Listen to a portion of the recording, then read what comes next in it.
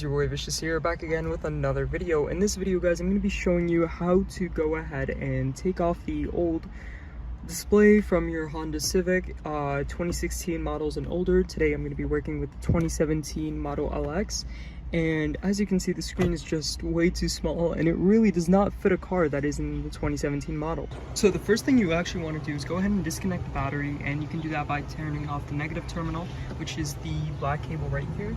All you have to do is unscrew that bolt right there and then just pull it off, and it should come out.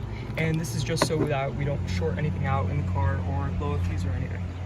So once you do have the car battery fully turned off, nothing works anymore, your car battery is completely empty. This is just so we don't blow a fuse again. You're going to want to take off the Honda Civic trim pieces right here, come along the side here, and they're attached by clips. You can take them off with this, which is I think $1 at AutoZone.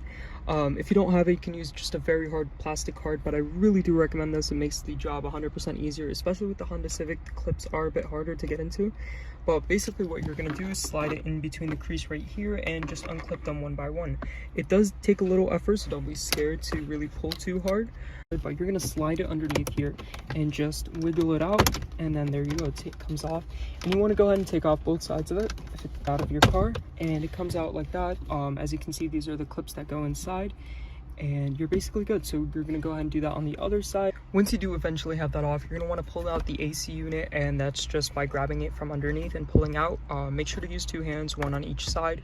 So with two hands, I'm just going to pull from under here, and it comes out again with two clips on the sides. And just make sure to unclip the cables right here. They have a little pull tab, and once you clip that in, it just comes out. And you can put this off to the side. You are going to need this, so make sure you don't throw it out. So I did forget to include this in the video, but you do have to take out these two screws that are labeled right here. And we're going to go ahead and do the exact same thing, pulling from under and then the top. And it comes out. And just make sure you actually unplug the cables in the back here before you pull it out all the way. You really don't want to yank any of these out. That can cause you some major issues, but just unplug all these cables out. So here you can see the old screen unit. It's really small. It doesn't look great at all. Go ahead and put that off to the side. You are not really going to need to use anything really from this. You're completely done with that. But what you do need now is the new screen. And here it is. So as you can see, it's much bigger than what we had originally. I mean, when you compare it screen wise, you're getting a much bigger experience, especially speaking about CarPlay and actually playing YouTube videos. So I have connected this before just to make sure everything was working before starting this video. One major thing that was freaking me out was all the wires and everything, and I wanted to tell you guys that you're not going to be using all the wires. So here's a bit of a diagram on basically what you need to connect. I'm hoping you guys can see this properly, but there's all the cables that you do need. The video output doesn't connect into anything. A lot of these don't actually connect into anything, but it's very simple. The cables are all labeled out. The instruction manual doesn't do a good job, but everything is just basically like Legos. It's more of a plug and play. I do have the antenna cable plugged in already and the USB cable plugged in. Basically what you want to do with those is you want to just go ahead and, for example, the antenna cable, you want to go ahead and just loop it inside. Now personally, I don't want it on the outside. I don't really use it. I use my CarPlay. So you can go ahead and just stick it in there and just connect the cable in the back, and then just go ahead and connect the cables from the original car back into the cables, which are the extension cables. And you want to go ahead and do your microphone. So what I personally found is to go ahead and stick it inside, and then you do have a little exit from the steering wheel side, driver's side, and I just went ahead and looped it around the underneath of my car right here, plugged it up all the way over here, and that's my microphone. And it does give you a good sound quality. Now for this build, I am going to be using the original backup camera. I'm not going to be switching that out. You do get one with the screen. Another thing is the actual cable that comes from the car right here. It was connected to the previous screen, but on this screen it doesn't connect to anything. That might be just the old car GPS unit that you don't need anymore. I did talk to the manufacturer, they did confirm this. Okay, so with this we're actually going to go ahead and plug in the AC unit first before we go ahead and put the screen in. Now again, just make sure you don't rip out any of the wires or anything. I'm going to go ahead and pull out the wires for the AC unit, and with all the extra cables you can just go ahead and put them back inside the hole. It shouldn't really matter. So go ahead and put this off to the side. Just make sure it's not going to fall anywhere or anything, and go ahead and plug in the AC unit. again, we're just going to go ahead and repeat the processes that we actually took to get here, and then the actual screen. So we're going to put that inside. Hope still shows on camera, but basically with this you're not going to need any of the bolts that came with the original screen.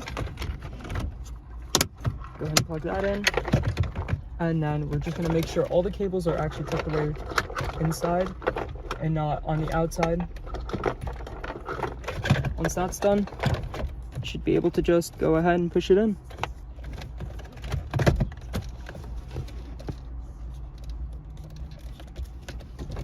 Looks like we are a bit over. Let's take this out.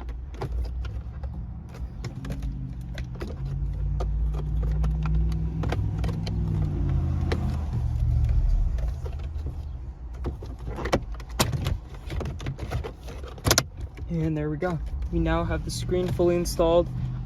Just make sure the clips are fully seated inwards, and you should be good. Now, before actually installing in the side skirts again, you do want to check that everything's working, you haven't blown a fuse or anything. So now is a good time to actually go ahead and plug in your car battery. Actual moment of truth, I'm going to go ahead and put my key inside, and we're going to turn on.